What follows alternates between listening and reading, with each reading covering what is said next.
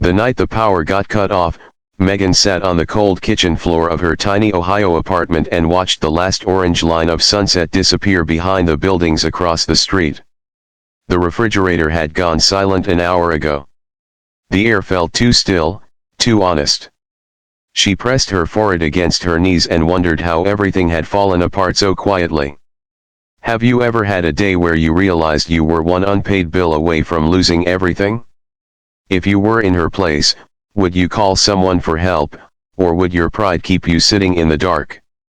3 days earlier, she had been laughing on a campus bench at the University of Cincinnati, sunlight tangled in her brown hair, pretending everything was fine. Across from her sat Tyler, her best friend since freshman year, the one person who knew how she took her coffee and how she hid her anxiety behind sarcasm. They had met during orientation when both of them were lost, and somehow they had stayed unlost together ever since. She hadn't told him that the cafe where she worked had closed suddenly. She hadn't told him her mother's medical bills back in Kentucky had drained the small savings she'd built.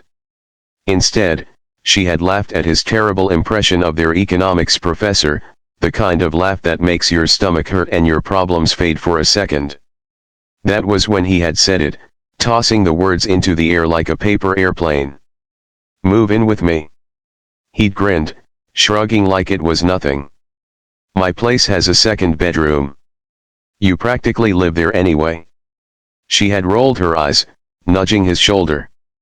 As if you'd hate having me around all the time. But later that night, sitting in the dark with her phone screen lighting up the unpaid notices, the joke didn't feel like a joke anymore. The next morning she showed up at his townhouse with 2 duffel bags and a face she couldn't keep steady. Columbus traffic hummed behind her like a reminder that the world kept moving whether she was ready or not.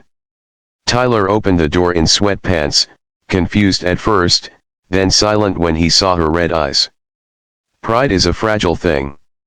It cracks loudly inside you but looks invisible from the outside.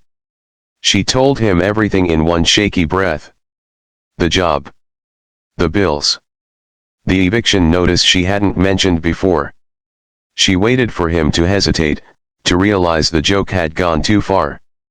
Instead, he stepped aside and said he meant it. The first week felt like camping inside someone else's life. She folded her clothes too neatly, washed dishes twice, and apologized for breathing too loudly. He told her to relax, but she couldn't. Every time she heard his car pull into the driveway after work, she feared he might have changed his mind. If you were in her shoes, would you believe you deserved that kindness? Or would you spend every second trying to prove you weren't a burden? Tyler worked long hours at a small marketing firm downtown. He'd graduated a year earlier and was still figuring out adulthood himself. His townhouse was modest, slightly messy, filled with thrift store furniture and ambition. He started leaving sticky notes on the fridge for her when she had interviews. You've got this. Don't let them intimidate you. Small words, but they stitched something back together inside her. But living together shifted things in ways neither of them expected. Late-night conversations on the couch became routine. They talked about childhood dreams, about faith, about the quiet fear of becoming ordinary. One night, a thunderstorm rolled over the city, and the power flickered. Megan felt that old panic rise in her chest, the memory of sitting alone in darkness. Tyler noticed and sat beside her without saying anything, just close enough that she felt steady. The problem with leaning on someone is that you begin to feel how perfectly they fit against you. Weeks turned into months. She found a job at a nonprofit in Cincinnati, helping families who were one paycheck away from losing their homes. Every story she heard felt like a reflection of her own, and she poured herself into the work like it was a second chance at purpose. Tyler cheered the loudest when she got hired. He started cooking dinner on Sundays, burning half of it but pretending it was gourmet. They fought sometimes, over laundry, over space, over the unspoken question neither of them dared to ask. What are we? One evening, after a particularly hard day at work, Megan sat at the kitchen table and cried without warning. A family she had been helping had been denied assistance. She felt powerless all over again. Tyler knelt beside her chair, his forehead touching her hands. He told her she wasn't responsible for saving the whole world. His voice broke in a way she had never heard before. That was the night she realized she wasn't just surviving in his house. She was building a life there. But fear has a way of whispering when happiness grows too loud. She began to worry that their friendship was balanced on something fragile. What if he woke up one day and wanted his space back? What if she was only there because of a crisis, and once she fully recovered, she wouldn't fit anymore?